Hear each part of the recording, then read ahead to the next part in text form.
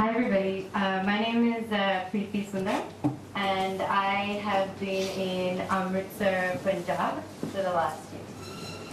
So I've been serving in a village called Preetnagar. So where is Preetnagar?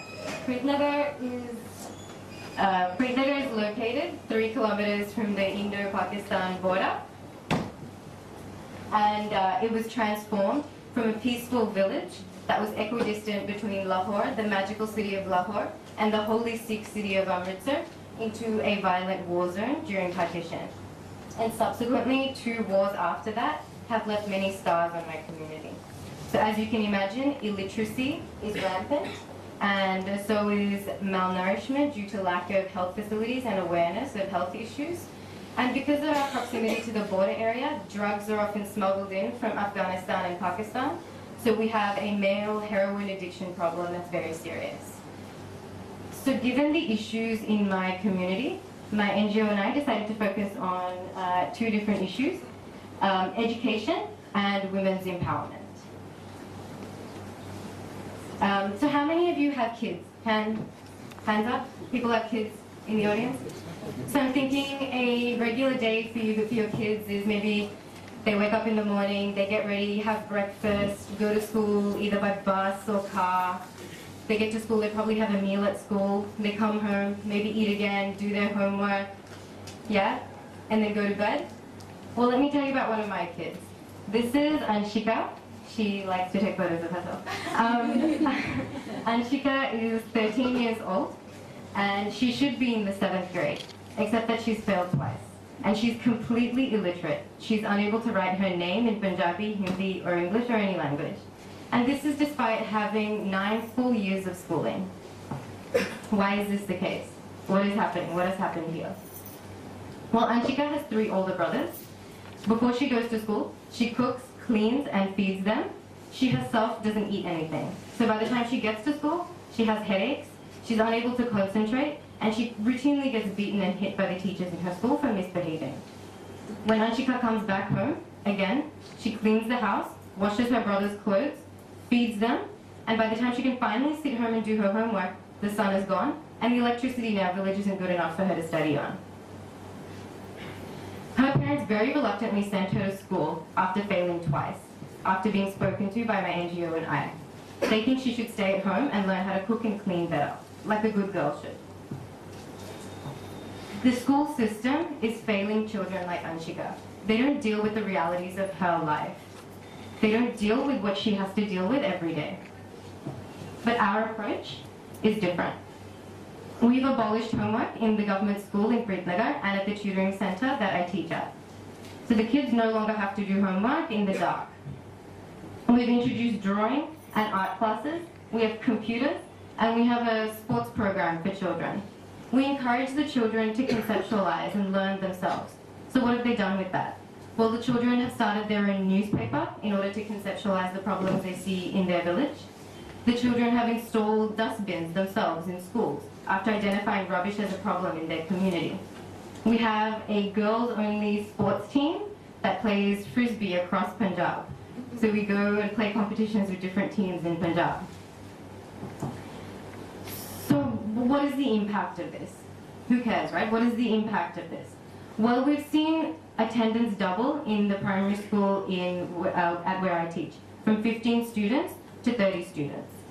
That's good, doubling is good. But what's more important is that the kids are motivated to learn because they can see that education is directly relevant to their lives. We can see that they're confident and they're problem solvers. They look around and they see problems as something that they can tackle. They see problems as relevant to them and who they are. They don't just say, okay, the government needs to fix this. No, they think I need to fix this. And that's important. These are the kind of citizens that our country needs. I'll be honest with you. When I first came to India, I was really scared of children. I thought to myself, they have too much energy. I don't know how to deal with them. I don't know what I can do. But as the year has gone by, that energy that they have that used to scare me is the very thing that propels me every day. It motivates me to wake up and do as much as I can to create a better world for them. Because what I see is that children are made up of the opportunities that we create for them. And if they don't have the opportunities, then they won't be those children that we need. At the same time as this education program was running, we started a women's empowerment program in my village. So why women's empowerment? What is the problem? So let's look at Punjab. What is the bigger picture in Punjab where I live? According to the 2011 census, Punjab has the lowest female workforce participation in India. What does that mean? So 4% of women in Punjab have a job. That means the vast majority of women in Punjab have absolutely no access to income. Okay? Punjab also has the greatest gender disparities in India. Again, what does that mean? Well, Punjab has the highest rate of female feticide in India. 20% of girls in Punjab are killed before they are born. So 200 people in this room. If we were women in Punjab, 40 of us wouldn't be here. There's 5 people sitting here. 1, 2, 3, 4. The 5th, gone. Back to our friend Anshika. So when Anshika was born, her biological parents attempted to starve her to death because she was a girl. But Anshika's one of the lucky ones. She got to live. But her life, just because she's alive, doesn't mean it's good. It's nowhere near as good as the boys in Punjab. So given the gross human rights abuses that we were witnessing in our community, what we decided to do was start a small sewing program. So my pants, my kurta, and all the pants and the kurtas of the ladies that you are seeing, of the fellowship ladies, were all made by the women in my community.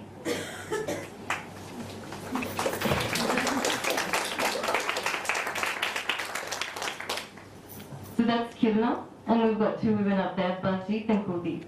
So these women make patiala pants, and we've generated in the last 4 months 15,000 rupees for women who've never earned a rupee in their lives. So 20% of women in my village now have bank accounts. These are short-term and long-term assets for women. In a community where men are so affected by alcohol and drug abuse, this is a way for them to gain control over their lives. I would also like to talk to you about spaces. There's a saying in my village: a good woman is an invisible woman. A good woman is an invisible woman. But when a woman has a job, it gives her a reason to be seen. When a woman who has a job is on a bus, well, that's okay, because she's going to work. When a woman who has a job is in a bank, well, that's okay, because she's depositing her money. When a woman who has a job is in a bazaar, that's okay, because she's buying things with her money.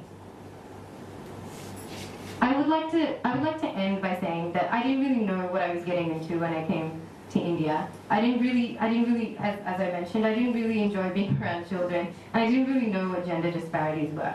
But these women that you see and the children that you see, they really have made my time in India what it is. And they really do bring a light into my life and make me motivated, which is why, again, I'm staying for 2 years.